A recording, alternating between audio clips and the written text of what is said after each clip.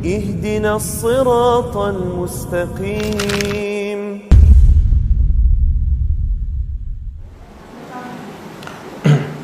Bismillahirrahmanirrahim.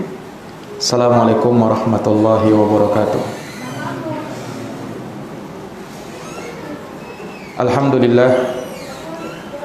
Alhamdulillahi ala ihsanih wa syukru lahu ala taufiqihi wa amtinanih. Asyhadu an la ilaha illallah wahdahu la syarikalah ta'ziman li sya'nih, wa asyhadu anna Muhammadan abduhu wa rasuluh ad-da'i ila ridwanih, sallallahu alaihi wa ala alihi wa sahbihi wa ikhwanih wa sallama tasliman katsira, amma ba'd. Allahumma la ilma lana illa ma 'allamtana innaka antal alimul hakim. Allahumma 'allimna ma yanfa'una wanfa'na bima 'allamtana wa zidna ilma ya rabbal alamin. Rabbi shrah li sadri wa yassir li amri wahlul 'uqdatam min lisani yafqahu qawli. Ma'asyiral ikhwa wal akhwat, a'azzani Allah wa iyyakum. Alhamdulillah, pada sore menjelang berbuka puasa ini, insyaallah taala kita akan melanjutkan kembali pembahasan dari kitab Sahihul Qasas, kisah-kisah yang sahih yang terambil dari Al-Qur'an dan sunnah Nabi sallallahu alaihi wasallam. Kisah yang akan kita bacakan pada pertemuan sore hari ini yaitu kisah alladzi dakhalal jannata bitanhiyatihil ada an tariqil muslimin. Kisah seseorang yang masuk surga karena sebab dia menyingkirkan gangguan dari jalan kaum muslimin. Kisah seseorang yang masuk surga karena sebab dia menyingkirkan gangguan dari jalan kaum muslimin. Nah,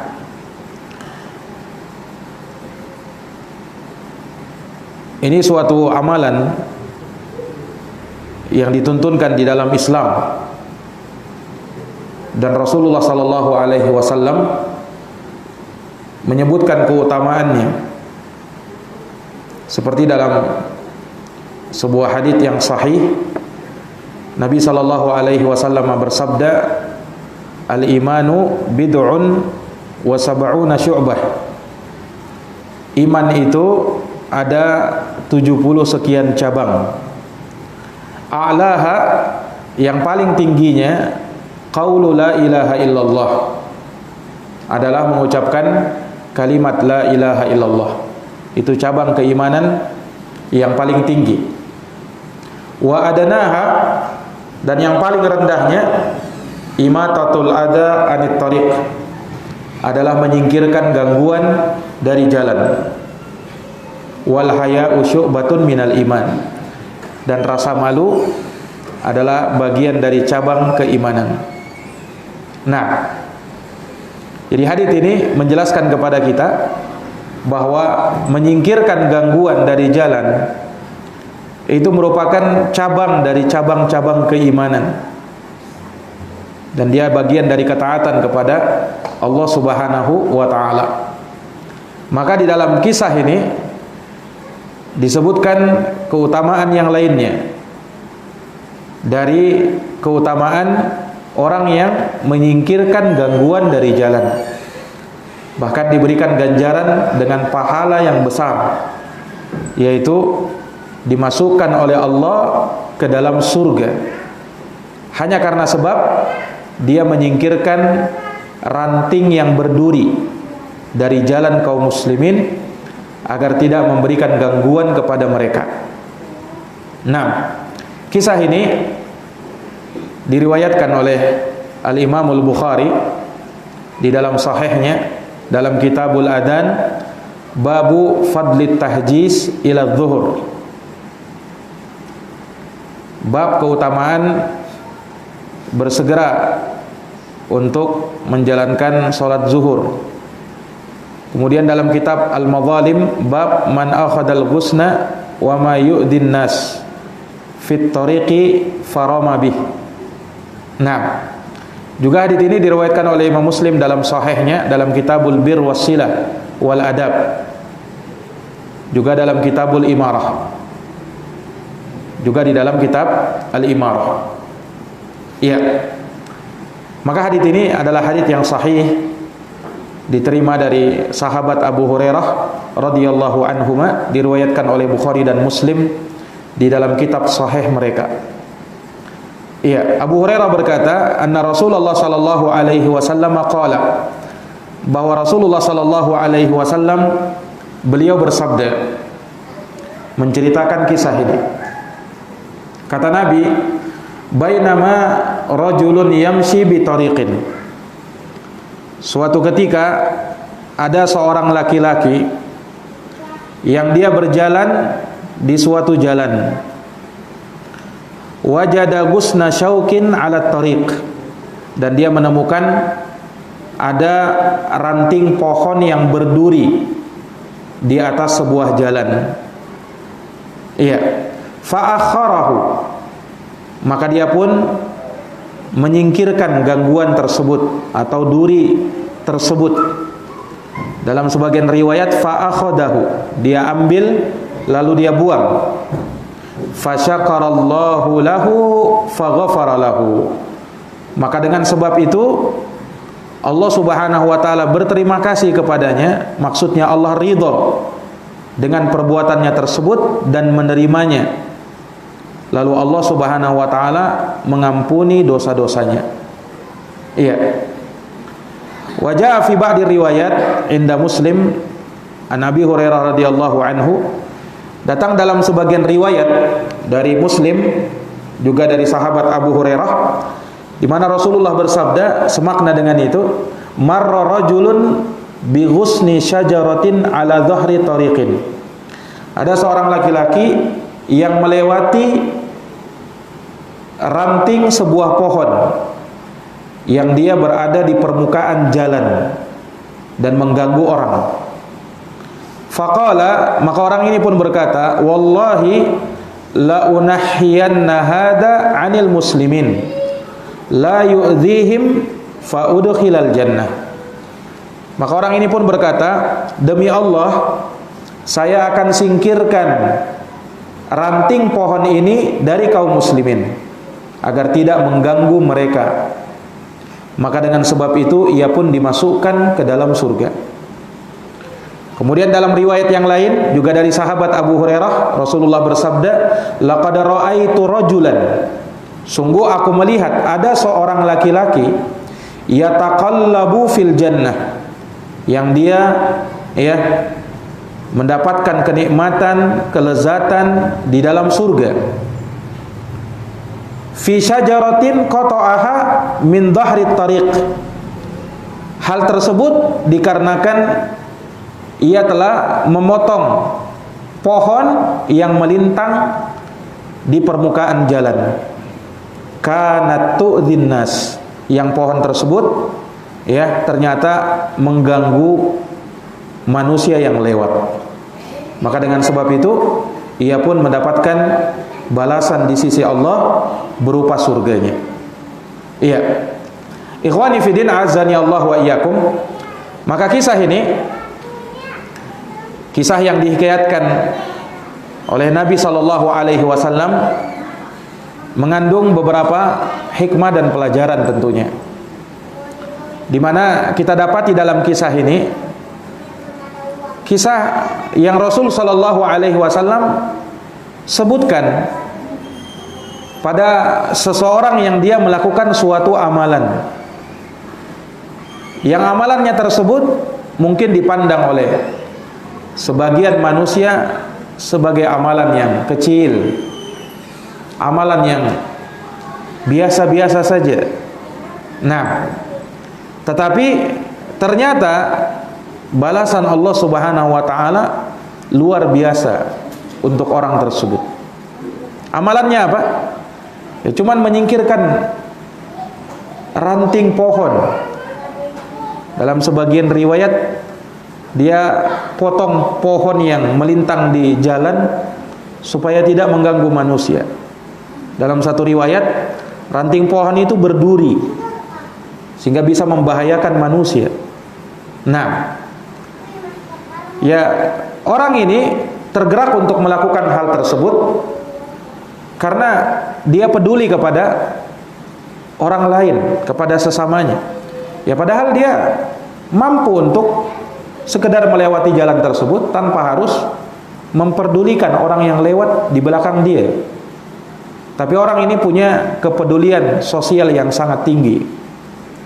Dia melihat ini bisa mengganggu orang, dan dia tahu bahwa selain dia akan lewat lagi orang-orang yang mungkin tidak tahu keberadaan pohon yang berduri tersebut.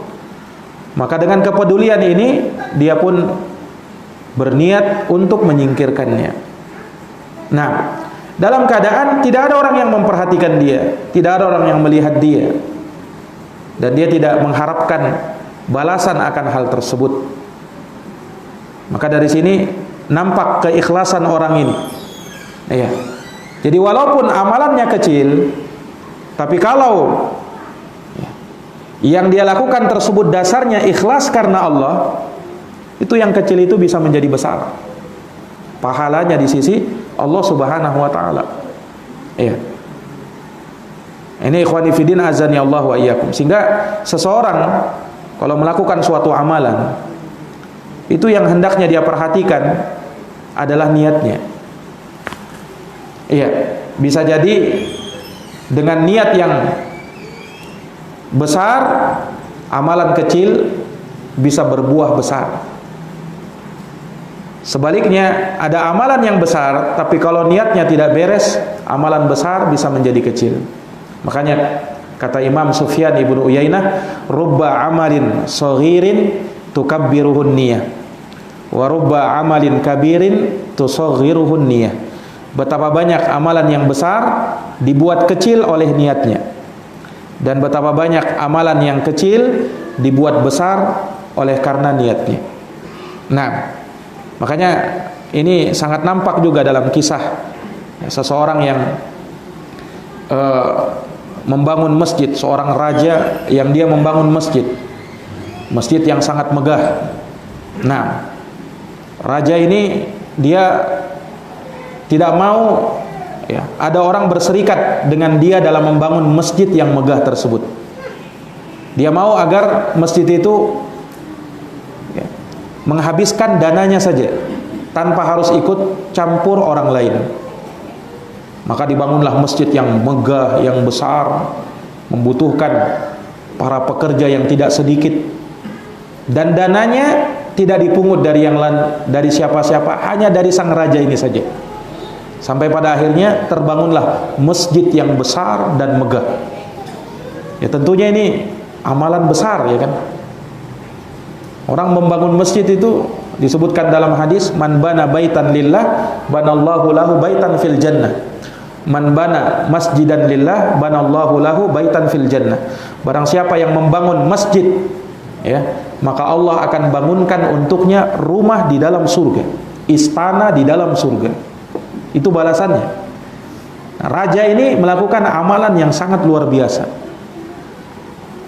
Maka ketika sudah hampir jadi masjidnya tersebut, ya, ternyata muncul dalam dirinya niat-niat yang tidak beres. Ya, dia mulai berbangga, dia mulai menunjukkan kebanggaannya dengan apa yang dia telah perbuat. Ketika masjid tersebut berdiri dan ingin memberi nama, dia pengen agar masjid itu diberikan nama dengan nama dirinya, Masjid Raja Fulan, sebut namanya. Maka dibuatlah papan nama untuk masjid tersebut dengan nama Masjid Raja Fulan. Maka ketika itu sudah berdiri masjidnya, papan namanya sudah berdiri. Suatu hari atau suatu malam dia pun bermimpi. Raja ini bermimpi, ya.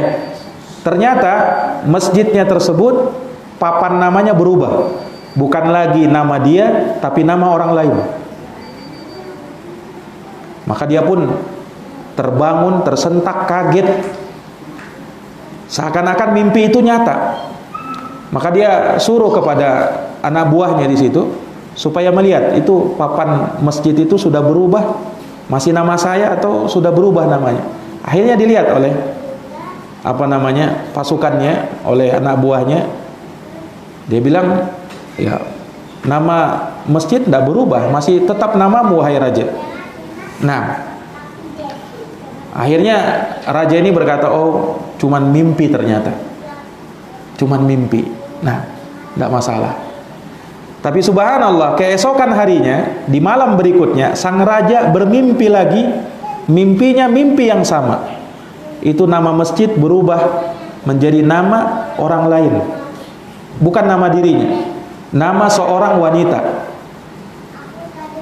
Maka dia terbangun lagi, tersentak lagi. Dia suruh lagi anak buahnya untuk periksa, apa berubah nama masjid saya ini. Dilihat sama anak buahnya, ya, anak buahnya heran, ya, tidak berubah. Siapa yang berani merubah? Ini masjid tetap namamu wahai raja. Akhirnya sang raja pun mulai gelisah. Besok malamnya bermimpi lagi sang raja, dan mimpinya sama. 3 kali 3 malam berturut-turut mimpinya sama. Masjid itu berubah namanya menjadi masjid, ya, nama seorang wanita. Maka dia pun sangat gelisah. Akhirnya dia suruh anak buahnya untuk cari, ya, seorang wanita yang ada dalam mimpinya itu, yang sudah merubah masjidnya. Nama masjidnya berubah menjadi nama wanita tersebut. Ini saya penasaran, 3 malam berturut-turut mimpiku seperti itu. Ini kayaknya ada tanda-tanda, ya. Salah satu mimpi yang benar itu kalau kita bermimpi itu berulang. Mimpinya sama seperti sebelumnya. Itu pertanda bahwa bisa jadi mimpi itu nyata dan akan nyata kejadian. Nah, maka akhirnya sang raja utus kepada pasukannya supaya cari itu wanita itu, cari sampai ketemu. Namanya disebutkan, namanya si Fulana. Iya. Akhirnya dicari dan ketemu persis namanya seperti dalam mimpi sang raja. Dibawa wanita ini, ternyata nenek-nenek yang sudah tua renta. Nenek-nenek tua renta sudah. Dihadapkan kepada sang raja. Sang raja tanya, wahai nenek tua, kamu berbuat apa terhadap masjid saya? Kok bisa-bisanya kau mimpi, dalam mimpiku muncul 3 malam berturut-turut namamu itu? Apa yang kau sumbangkan untuk masjidku ini? Kata nenek tua ini dalam keadaan ketakutan dia. Wahai raja, tidak ada yang aku berikan untuk masjid ini. Dia bilang, aku ini orang yang miskin, tidak mungkin aku bisa membantumu untuk membangun masjid. Kata sang raja, kamu bohong. Kamu pasti ada melakukan sesuatu untuk masjidku ini. Apa? Kau ingat dulu, kata sang raja. Maka nenek tua ini berpikir keras. Tidak ada wahai sang raja. Coba diingat-ingat lagi. Akhirnya nenek tua ini berpikir. Kayaknya ada. Cuman itu tidak ada apa-apanya itu. Apa itu, kata sang raja? Wahai raja, pernah dulu waktu masjidmu ini masih dalam proses pembangunan, kan ada keledai itu. Keledai dulu orang-orang mereka gunakan keledai untuk membawa material-material, ya, itu yang mereka gunakan keledai. Nah, pernah suatu hari aku lewat di depan masjidmu ini masih dalam proses pembuatan, ya. Kemudian aku lihat ada keledai yang memang ditugaskan untuk membawa material itu. Nah, dia diikat, ya, karena mungkin sudah lama bekerja, sudah kepayahan keledainya, akhirnya diikat, diberikan minum. Nah, diikat, kemudian ditaruh ember di situ. Keledai itu mau minum, wahai raja, tetapi mulutnya tidak sampai ke ember itu karena ada tali yang mengikat. Maka aku melihat, aku merasa kasihan, kata nenek ini. Akhirnya aku dekatkan embernya itu supaya bisa diminum oleh keledai ini.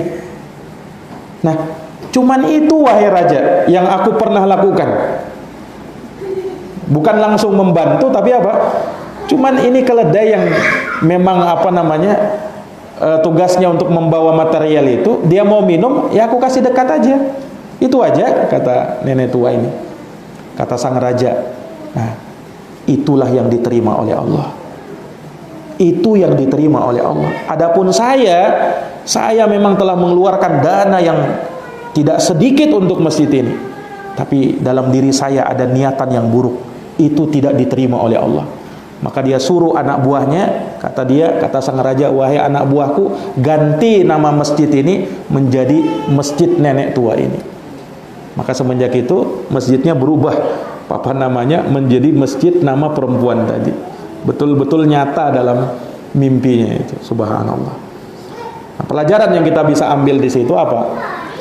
Lihat ya bagaimana nenek tua ini, apa yang dia lakukan? Ya, dia bukan menyumbang sesuatu untuk masjid, ya, berapa dirham atau berapa dinar, tidak ada yang dia sumbang. Memberi pun tidak, ya.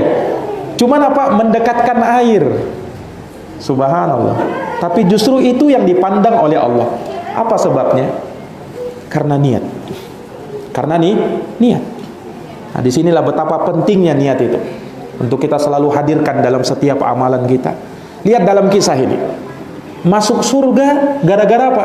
Bukan gara-gara dia naik haji sampai puluhan kali, bukan. Bukan gara-gara dia melakukan sholat naam di masjid tidak pernah absen, tidak pernah alpa, bukan. Tapi cuman menyingkirkan gangguan dari jalan. Ya mungkin orang melihat amalan itu ya melihat sebelah mata aja. Dalam pengertian amalan apa itu?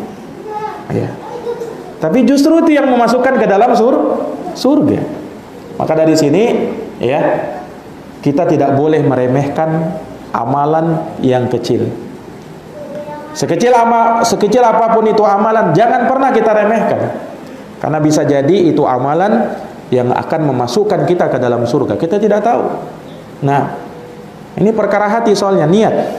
Ya, seorang dengan niatnya ya membuat amalan yang kecil akan menjadi besar. Dan membuat amalan yang besar bisa menjadi kecil. Gara-gara niat yang ada di dalam hati seseorang.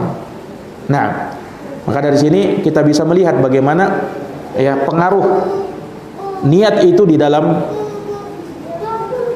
membesarkan pahala dari amalan yang kita kerjakan. Iya. Makanya sebelum kita beramal, luruskan niat dulu. Itu yang harus kita perhatikan.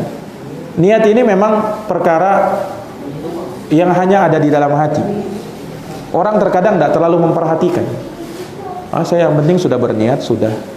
Nah, tapi justru karena sikap kita yang kurang perhatian terhadap niat itu, itulah keteledoran kita di situ.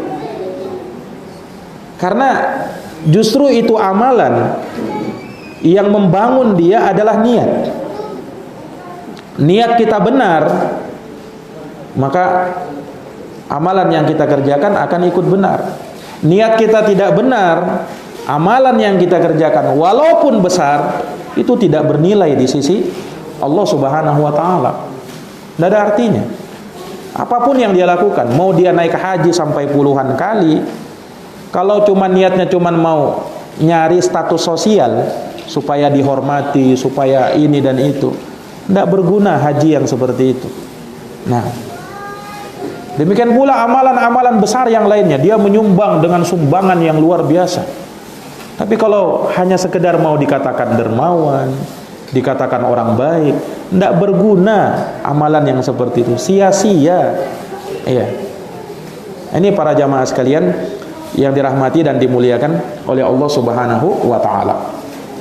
Dan juga dari kisah ini nampak ya bagaimana keluasan rahmat Allah Subhanahu wa taala kepada hambanya.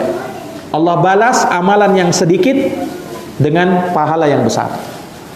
Dan itu dari ciri amalan yang ada di dalam agama kita. Ciri amalan di dalam agama kita itu amalannya sedikit, ringan, kecil, tidak terlalu kepayahan kita, tetapi balasannya luar biasa di sisi Allah. Luar biasa di sisi Allah. Nah, dan itu kalau kita perhatikan banyak dalam amalan-amalan yang ada di dalam Islam ini. Mulai dari zikir kepada Allah, ya. Yang mengucapan alhamdulillah saja kata Nabi tamlaul mizan, memenuhi timbangan.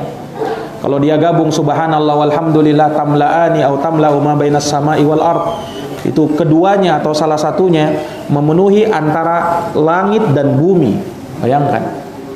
Nah, orang yang pergi ke pasar kemudian mengucapkan doa masuk pasar, ya, la ilaha illallah wahdahu la syarikalah, lahul mulku wa lahul hamdu yuhyi wa yumitu wa huwa ala kulli syai'in qadir. Dia ucapkan itu, ya, kata Nabi apa? Kataballahu lahu alfi hasanah. Allah tuliskan untuknya 1000 kali 1000 kebaikan. 1000 kali 1000 1 juta. Masuk pasar ini. Nah, Nabi tidak sebut siapa yang masuk masjid dituliskan 1 juta kebaikan, tapi justru yang masuk pasar dituliskan 1 juta kebaikan kalau dia ucapkan doa itu. Bayangkan besarnya pahalanya itu.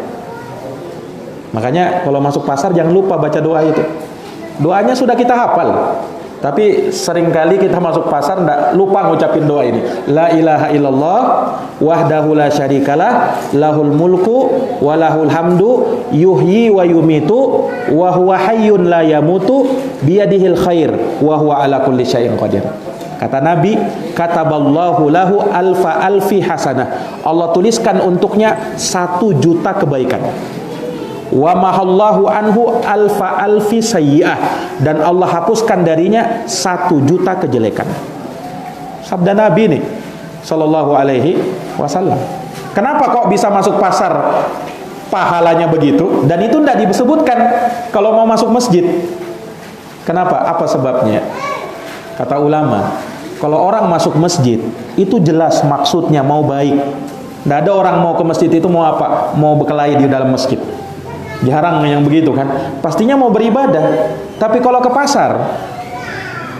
pasar tujuannya pasti dunia. Kebanyakannya. Paling tidak dia mau berdagang. Dan kita bisa lihat bagaimana persaingan di pasar. Tidak sedikit terjadi mungkin penipuan di sana. Nah, jadi makanya ketika orang mampu mengkondisikan dirinya untuk taat di tempat-tempat yang seperti itu, maka disitulah pahalanya semakin besar di sisi Allah. Disitulah pahalanya semakin apa? Besar di sisi Allah. Nah, ini ikhwani fiddin azani Allahu wa iyyakum. Ya, termasuk ini amalan, ya. Menyingkirkan gangguan dari jalan. Menyingkirkan gangguan dari jalan. Ini kan amalan yang apa? Yang banyak orang tidak terlalu perhatian terhadapnya. Iya kan? Karena orang memandang cuman itu aja, enggak. Biarlah nanti anu sendiri gitu nanti. Nah, buang sendiri nantinya itu. Ya, mungkin orang berpikir seperti itu. Tapi kalau dia mungkin menyempatkan waktunya, dia tinggal singkirkan itu, dia buang. Ketika ada sesuatu yang batu-batu yang besar mungkin sangat mengganggu, kita singkirkan, kita turun sebentar, kita singkirkan. Itu membuahkan pahala yang besar di sisi Allah Subhanahu wa taala.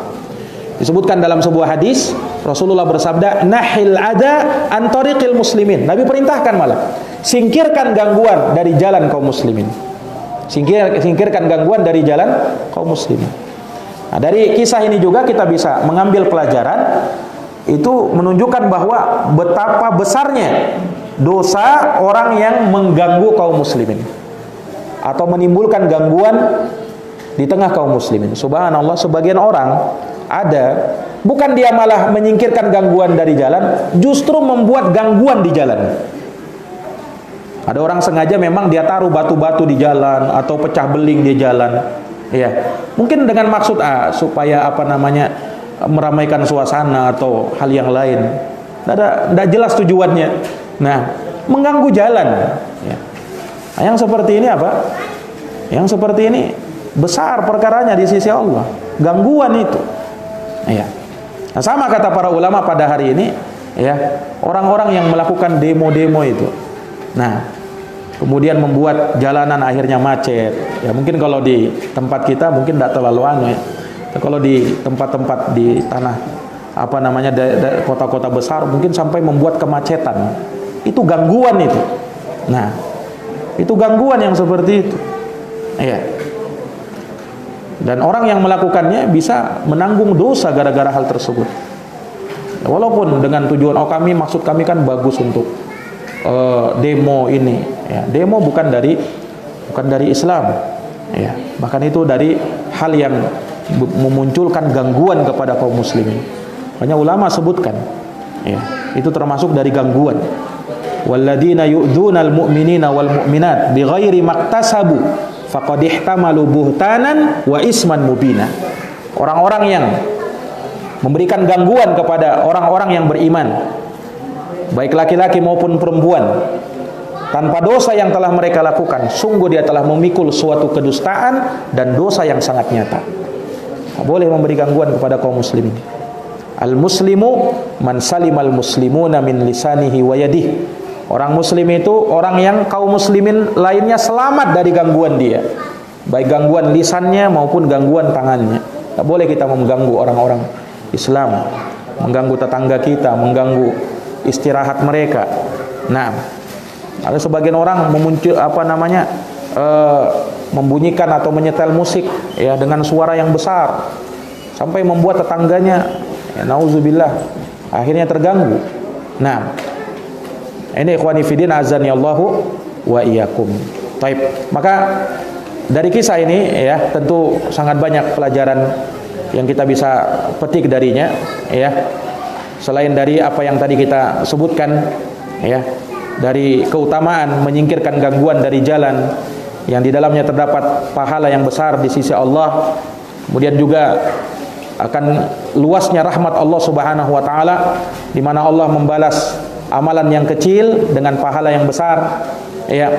Kemudian juga kita bisa melihat bagaimana ulah sebagian kaum muslimin yang mereka, ya, bukan malah menyingkirkan gangguan dari jalan, tetapi memunculkan gangguan di jalan-jalan, Nah, ini dari perkara yang harusnya kita perhatikan. Makanya ada hak jalan itu. Kalau jalan umum jangan orang membuat di situ orang akhirnya tidak bisa lewat, ya, orang akhirnya tidak bisa menyeberang. Nah, gara-gara ulah dia dia hadang jalan, dia pele jalan supaya orang tidak bisa menyeberang, tidak bisa lewat jalan tersebut. Nah, ini dari perkara yang hendaknya kita perhatikan. Baik, kemudian juga yang terakhir dari kisah ini juga kita bisa melihat, ya, ketika orang tersebut, ketika ada pohon yang melintang di jalan, dia potong pohon itu, menunjukkan bolehnya menebang pohon. Ya, menebang pohon itu diperbolehkan, ya, selama tidak memberikan gangguan kepada kaum muslimin. Kalau menebang pohon menyebabkan kaum muslimin terganggu atau bahkan bisa memunculkan musibah, ya, makanya dilarang melakukan penebangan liar.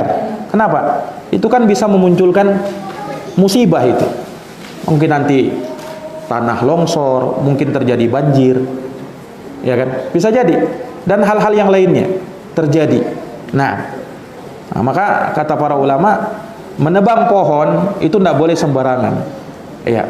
Walaupun misalnya tanahnya dia, miliknya dia, tetapi pada dalam taraf yang besar atau yang bisa memunculkan gangguan, nah ini dia harus berhati-hati. Jangan sampai perbuatannya tersebut, ya, justru mengundang murka Allah. Disebutkan dalam sebuah hadis, Rasulullah bersabda, qati'us sidri yasubullahu ra'sahu finnar.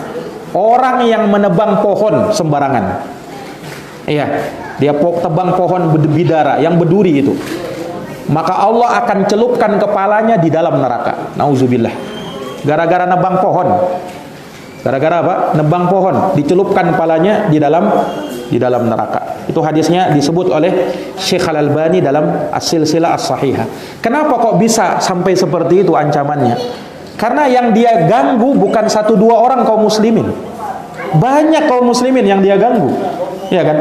Apalagi sampai memunculkan musibah. Nah, dan ini bisa dikiaskan dengan apa namanya? Hal-hal yang lain. Orang melakukan pembakaran misalnya, pembakaran hutan. Ya kan? Dilarang orang yang seperti ini. Kenapa? Karena bisa memunculkan gangguan bagi yang lain. Semakin banyak orang yang terganggu dengan asap itu, maka dia memikul dosa orang-orang yang terganggu itu. Dan kalau orang itu sumpahi bisa kena sumpah juga. Nah, ini ikhwani fillah azani Allahu wa iyyakum. Iya. Sama ketika ada orang apa namanya jalan ya, kemudian sengaja ada orang sebagian anak muda itu ya, dia sengaja gas-gas motornya dengan suara yang ribut itu ya kan. Oh, kita dengar pun kayak gimana rasanya itu.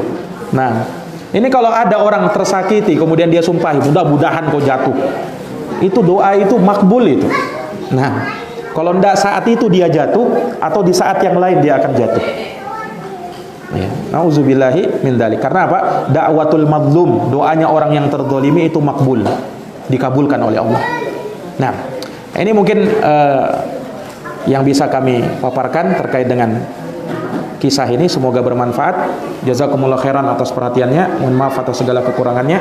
Subhanakallahumma bihamdik, asyhadu an la ilaha illa anta, astaghfiruka wa atubu ilaik. Assalamualaikum warahmatullahi wabarakatuh.